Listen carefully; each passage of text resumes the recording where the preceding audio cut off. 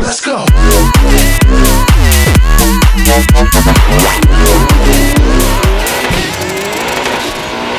Good morning, everybody. Yes, I'm not wearing my sunglasses because I think Villiers left them somewhere.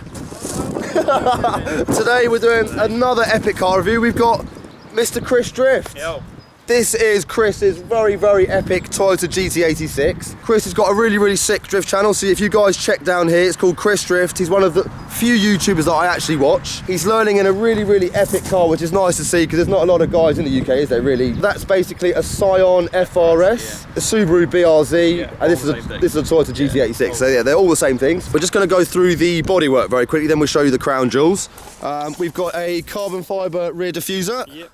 Standard rear spoiler. Standard rear spoiler. Lights aren't standard, are they? Valenti rear lights. Valenti rear lights, nice. Wheels are rotor. Yeah, rotor grids. Who makes the front fenders? They're like a Rocket Bunny style copy. Style copy, yeah. Fiberglass? Yeah. Nice stock tech brakes. What are they, like a 6-pot? Yeah, 6-pot, big brake kit. Originally, I don't think Chris intended for this to be an epic drift car. It was going to be like the occasional drift day, now it's like just... Now it's a dedicated drift car. Yeah. 2-piece sticks as well. Yeah. Nice, man. That's a nice bit of kit. What lock kit are you running on this? Parts Shop Max. Is it pretty locky? Yeah, it's pretty locky. So round the front, we've got a stock front bumper. Yeah, stock. And like a sort of carbon fibre intake. Yeah, there was some fog lights there originally. Yeah, they look really nice, man. Yeah. So these originally were a 2-litre naturally aspirated, boxer, and it's a boxer, which means the pistons are horizontally opposed. They go like that, yeah. This is turbocharged. It is now, yeah. It's a stage 4 Evo turbo. Has it got an external wastegate or internal wastegate? It's internal wastegate with an actuator. Yeah. So this is basically it's a fully bolt-on kit from Evo. Yeah, pretty much, yeah. How much did it cost? I can't remember, to be honest. I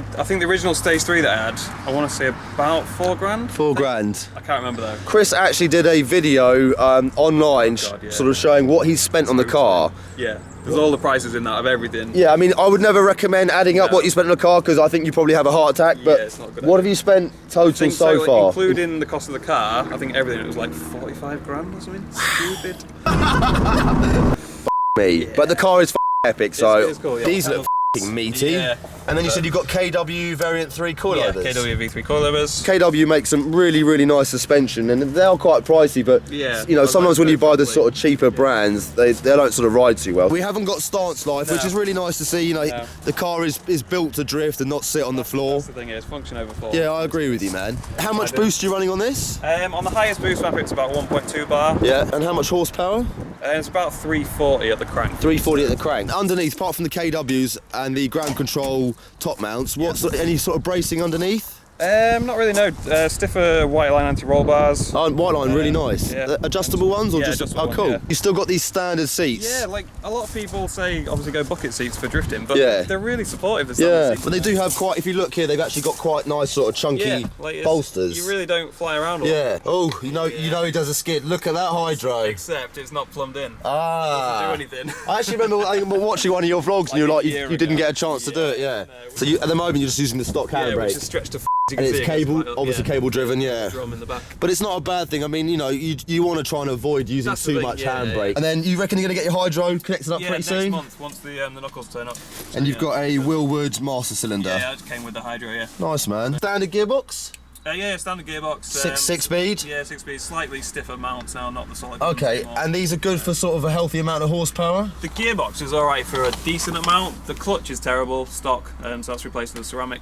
Oh, you got a cerometallic paddle clutch? Yeah, paddle Fair play. Clutch. John will find out, not me. Rest in peace, Toyota GT86. I've actually sold a few GT86s with my business before, but obviously not turbocharged ones. Oh, blitz gauge is posh. Nice, man. Boost.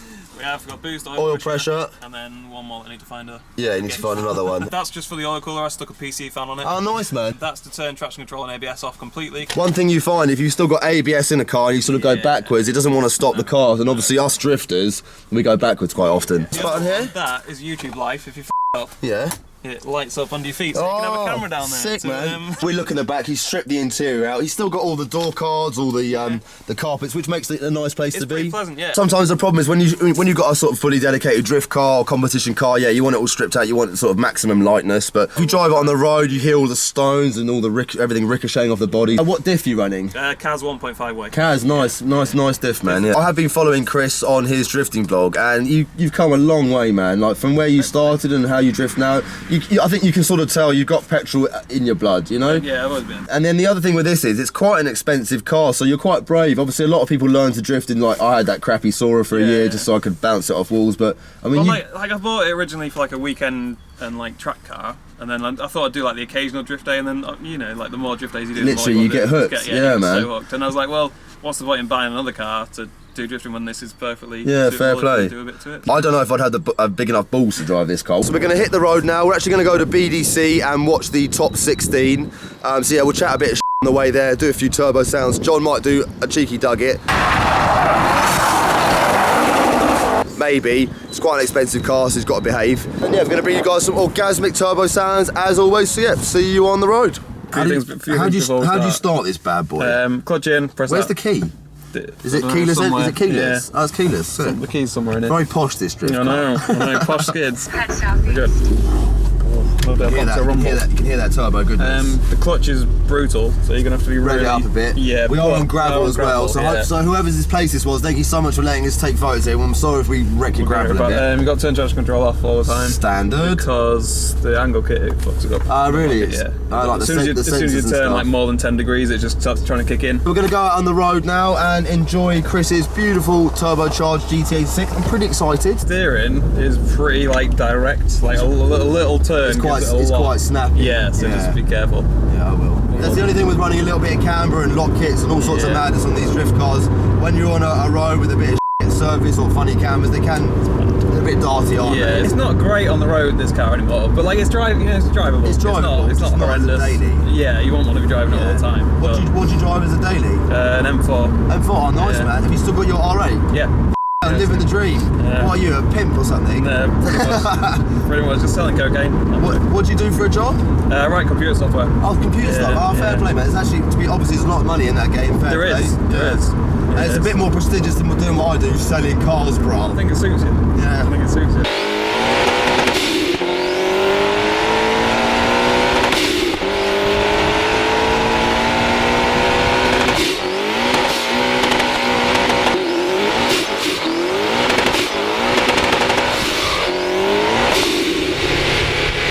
Brakes feel really nice in this, man. They're decent, yeah. We did have an issue with one of the intercooler pipes catching. Yeah, you've got to give it a clutch, yeah. It's quite bad. What pads are you running? The stock tech pads that came with the big brake kit. Okay, cool. Are they like an endurance pad, or you find they get up to temp quite nicely? Yeah, it seems to be alright. Yeah, decent. Yeah. So how long have you had this car for? About 2 years now. 2 years. Yeah, it's been through a lot. It's been like originally I was doing track days and fast driving, and then like it got crashed, and then got more drift oriented. And it's been through a lot. It's progressed over time, hasn't it? And obviously we've done a lot of mods to it. Like I've never really modified a car before, so I was like, I've bought this with the learning experience. Yeah, cool, man. It's taught me a lot. So what sort of tops? Anyone doing top speed? I've never really pushed it on top speed because.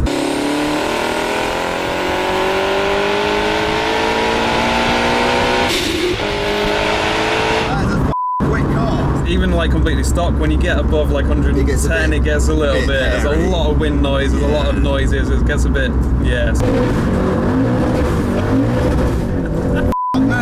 John just did a cheeky little dugget and got scared. How much torque is it running? I don't actually know off the top of my head. I went to check that before we came, but yeah, the torque is pretty decent, isn't it? Thumbs up from Monky London.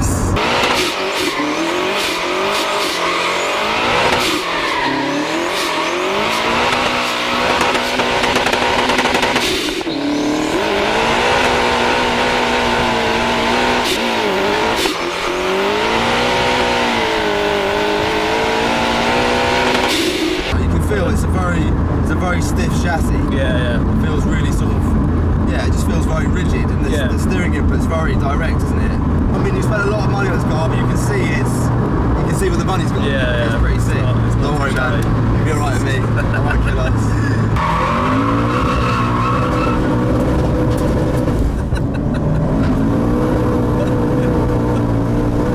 That's alright. I didn't want these tyres. John just had a smoking here, man. I told him to quit smoking, but he won't listen. I say spread peace, love, not war. Monky London life tips. Yeah, there we go. What's the mileage on this? 23,000. Yeah. Did you buy it new? No, I bought one out 8,000 on it. How many? 8,000? Yeah. Right, so you got rid of the original appreciate them. Yeah, exactly. Yeah.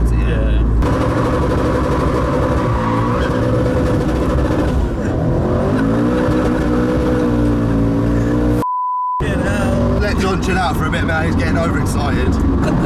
This car's sick. And John really likes this car, man. He says it's like one of the best Duggit cars he's ever driven. It's good, isn't it, for skids?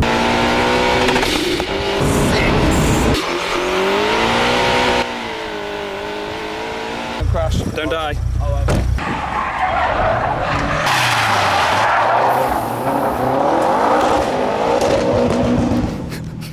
Sake, man.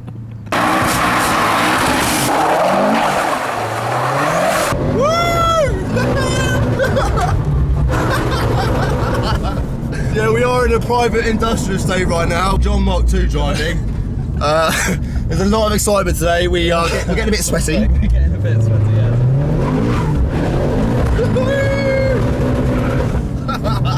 That was John and John Mark II. Give me a fist bump. So yeah, what an amazing day. We're actually, Chris and I and Phil are actually going to go and watch a bit of BDC now and see some of the guys do some sick competition drifting. Yep. Yeah, I really hope you guys enjoyed this video. It's the first GT86 on the channel.